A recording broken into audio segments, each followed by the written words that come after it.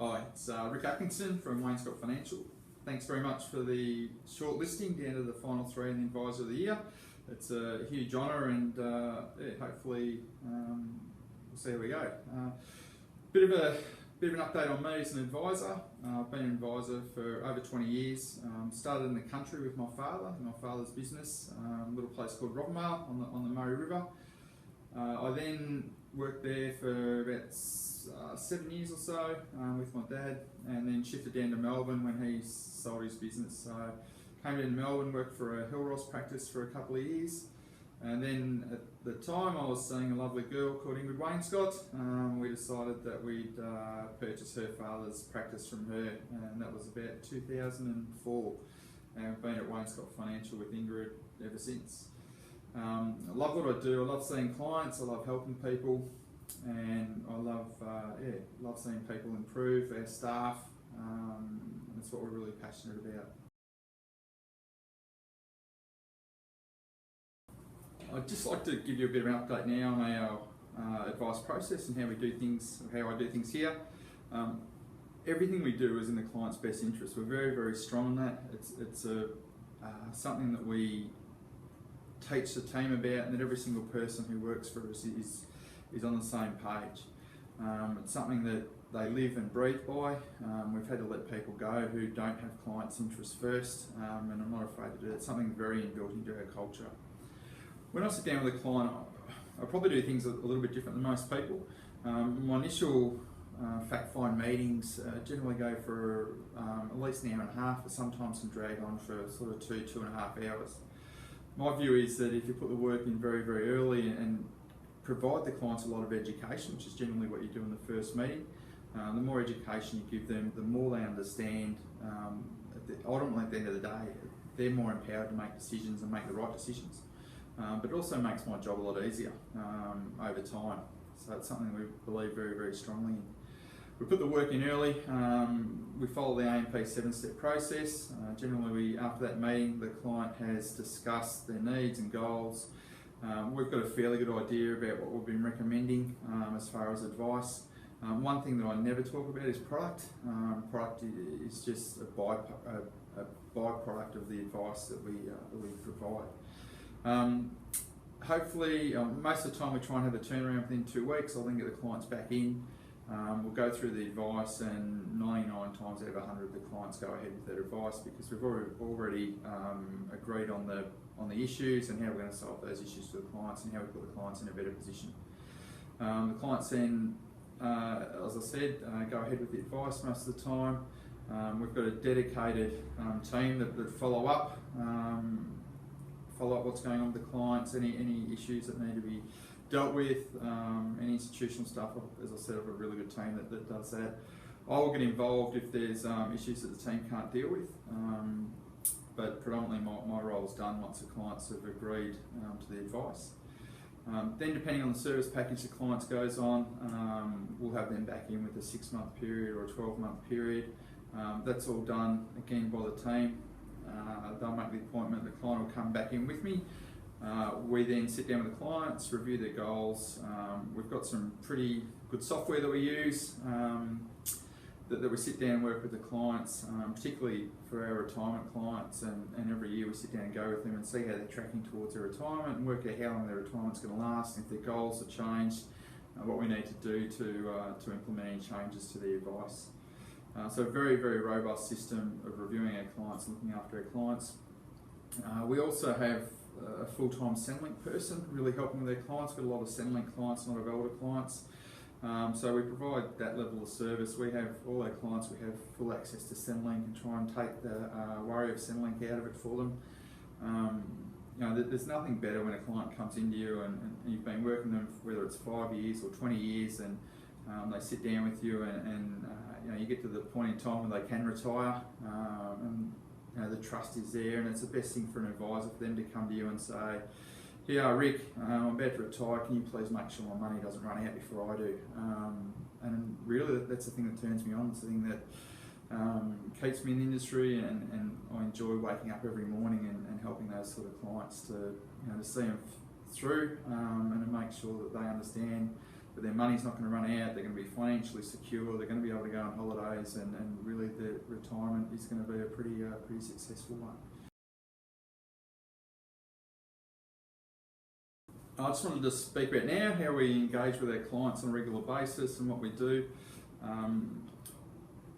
We do things that I guess everyone does. We send out client newsletters once a quarter. Next year they're going to be going to monthly newsletters for our very best clients. We also have investment seminars. Generally we run sort of half-yearly investment seminars and ask our clients to come to those. We try and do them in interesting places. The last one we went into was I've got a client who's got a very unique car collection, so we did it in his garage, which was pretty unique.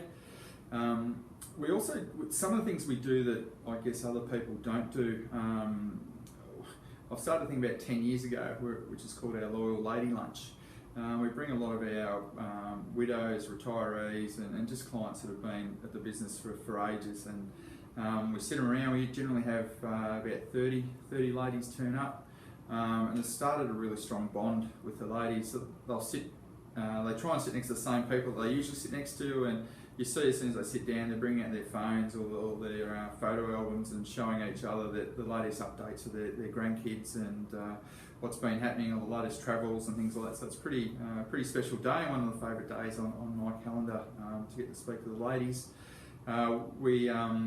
Just some of the funny things we do, we ask them where they think the stock market will be in the next 12 months and give them a bottle of wine or a bottle of champagne or things for the ladies that are closest. One of the other things we do is our Zenith monthly reports. We have we outsource our investment committee. We have most of our clients on MBA contracts. We use Zenith at the moment as our research house. I sit on that committee. When we make changes or when we have an investment committee meeting, I will then generally do a video such as this and let the clients know the changes that we've made to the reports. And we think it's a good way to get clients full attention. It's usually a 2 or 3 minute video, just letting them know changes we made to the portfolio.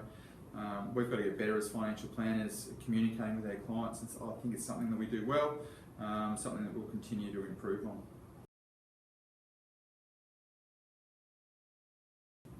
If I look at now the contributions to the industry and what we do with the industry and to develop the industry, this is probably something that I'm very strong about and very passionate about. We do a lot of things in our business and personally that I, as I said, are very passionate about. I've been on the AMP Financial Planners Association, been involved with the association at a state level and also on the federal board for sort of 8 or 10 years, I guess. It's something that I really believe in, and it's probably a lot of you guys who are looking at this video would know. I feel very strongly about it. What we do as a business, internally within the business, I'm very keen. We've got 30 staff in the business. I'm very keen to see these people progress and end up where they want to be in the financial planning industry. We've for a long time now had a recruitment policy that will get the best people into the organisation, and that's what our business is about. We can then train them and give them the skills and the opportunity that to help them get to where they want to be. Whether that's a fully fledged financial planner, or whether it's a general manager, or whether it's a paraplanner, or whether it's someone who wants to stay in the administration service or marketing, we give them the opportunity internally. We very strong about mentoring individuals in our business and understanding where they want to get to. It's something I think we do pretty well. Some of the other stuff that we do, which is probably a little bit different, is we're involved fairly heavily with Deakin University. We offer some graduates internships within our business. We've been very lucky. We've had quite a few grads come through, and we've actually got a few people working in our business after their internship. We've offered them full-term positions. With Deakin University as well, we've also got a full-time scholarship that we provide. The reason for that is trying to get good people into the industry. I hate it when I see people leave when they're doing a commerce degree and they decide to go into accounting rather than financial planning. So if we can help a few of those people stay on the right track and get into our industry, I think it's a pretty important thing that we can do. I also do a fair bit of pro bono work. Over the last 12 months, I think I've done 9 or 10 pro bono cases for the Cancer Council.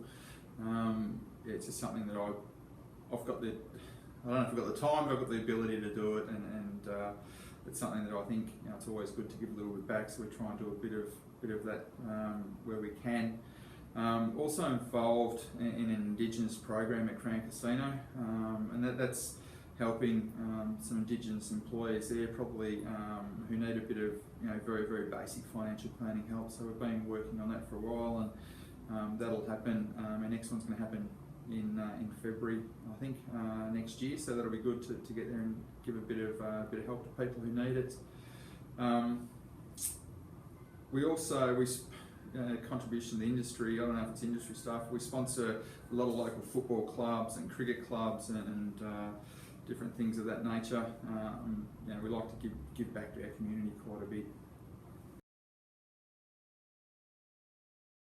What my ambitions are for the next sort of period of time, and I guess in that I'll have a little bit of a look at the industry and some of the things that opportunities I see. I think over the next 12 months we've had quite a bit of growth in our business. So personally, I do oversee all that and make sure that's sort of bedded down, and I'm always looking for acquisition opportunities, which I'm no doubt over the next 12 months will come up, and continue to see our business grow that way. We're looking at a bit of interesting stuff within the industry, and I think one of the big gaps in the industry at the moment is the education piece under the corporate super. We've got quite a big section of our business working in the corporate super space. I think it's a massive gap, is that education. So we're trying to work with other people at the moment and find out how we can get in and deliver education to the factory floor and the people who need it the most. Personally, I also want to try and spend a bit of time mentoring our young planners that we have. It's something that I enjoy doing. I work very hard at it, but I just, at the moment, I've struggled for a bit of time to do it as often as I'd like, so I'd like to dedicate some more time for that next year. Over the next, the other thing, I think there's a massive opportunity, and this is probably over the 1-3 year period. There's a lot of talk in our industry about robo-advice. I really think if we have a look at the corporate space, robo-advice is a massive opportunity. So I will be looking at how we develop that part of our business, who we partner with that. I'm really excited about the opportunity that brings. The more people that can receive any type of advice, whether it's financial planner driven or an online system where they can receive some advice and put themselves in a better place. It's very, very important, and ultimately I think more people seeking robo-advice will ultimately mean the more people that seek proper financial advice. So again, I think that can only be good for our industry and only good for our country. I think over the next 3 years I'll probably look at sitting on maybe getting back into a bit of a board position, whether it's on a not-for-profit or something like that. I've had a bit of a break now, and it's something that I look at. I think the family in 3 years may let me go back onto something like that. We'll wait and see. And then over 5 years, I'd really, hopefully the business has sorted itself out and all the mergers have stopped and acquisitions, and the business is continuing to tick along nicely. I would say at that point in time that I'd look to do something more on the education, potentially with the uni and help out there, or even sit on some industry sort of boards or something like that, while continuing to keep some the clients happy and the business growing. But they're personal things that I would like to do in the future. I think that's probably about it. So thanks very much. Hope I haven't bored you too much with the presentation, and thanks very much for your time.